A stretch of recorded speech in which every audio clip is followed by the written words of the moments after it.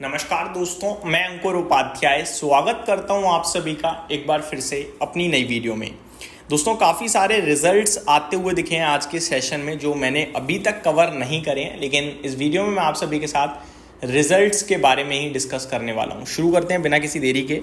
कुछ important numbers को cover करने की कोशिश करेंगे। सबसे पहले कोल इंडिया, इसके नंबर्स आए हैं पोस्ट मार्केट।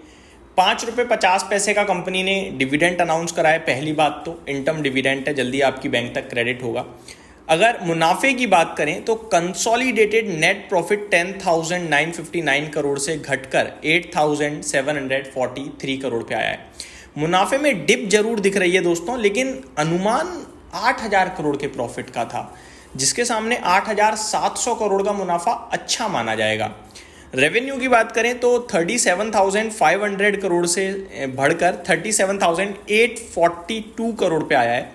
अनुमान 34,990 करोड़ का था, तो ये भी अनुमान से ज़्यादा है, तो यहाँ भी बढ़िया नंबर्स हैं।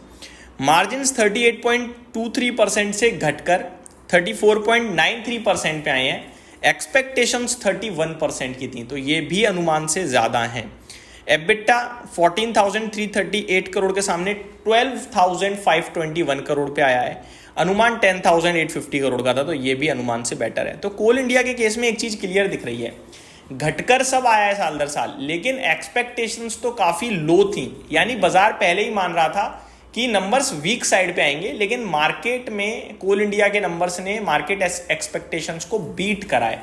मेरे को लगता है नंबर्स पॉजिटिवली लेगा बाजार, और काफी पॉजिटिवली ले सकता है।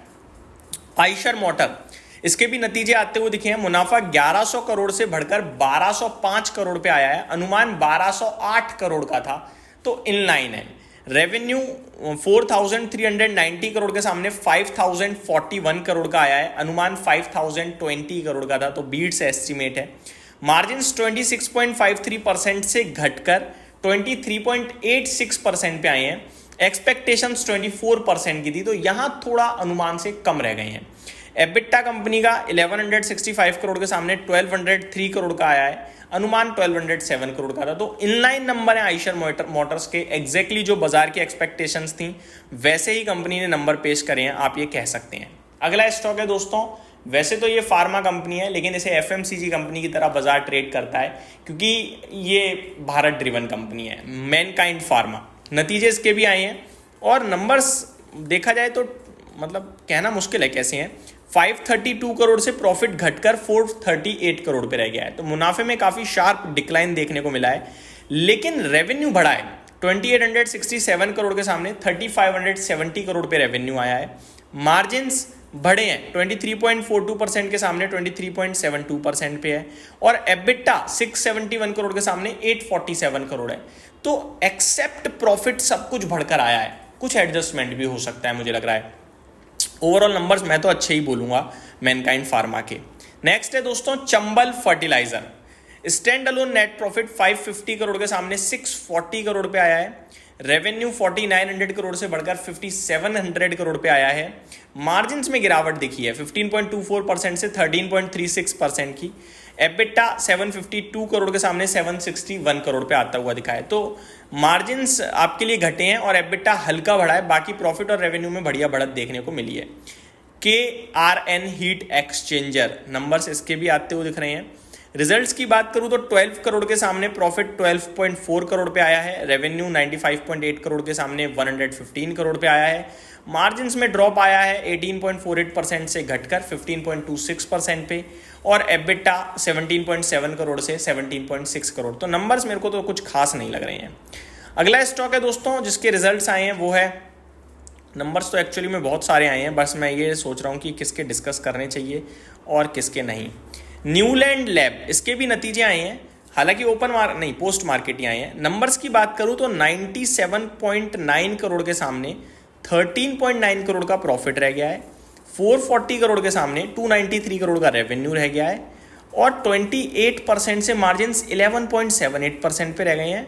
और एबिटा 123 करोड़ के सामने 34.5 करोड़ रह गया है। मतलब वर्स्ट नंबर, बहुत ही खराब नतीजे न्यूलैंड लैब्स। लेकिन इस कंपनी में बड़े बड़े निवेशकों ने पैसा लगा रखा है।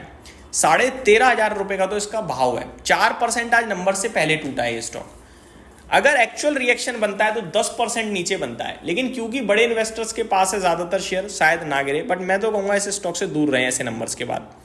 अगला स्टॉक दोस्तों जिसके रिजल्ट्स आते हुए दिख रहे हैं, थर्मैक्स, नाहर स्पिनिंग, स्विगी, इसको देखते हैं। लॉस 600 करोड़ के सामने 1200 करोड़ पे हो गया है।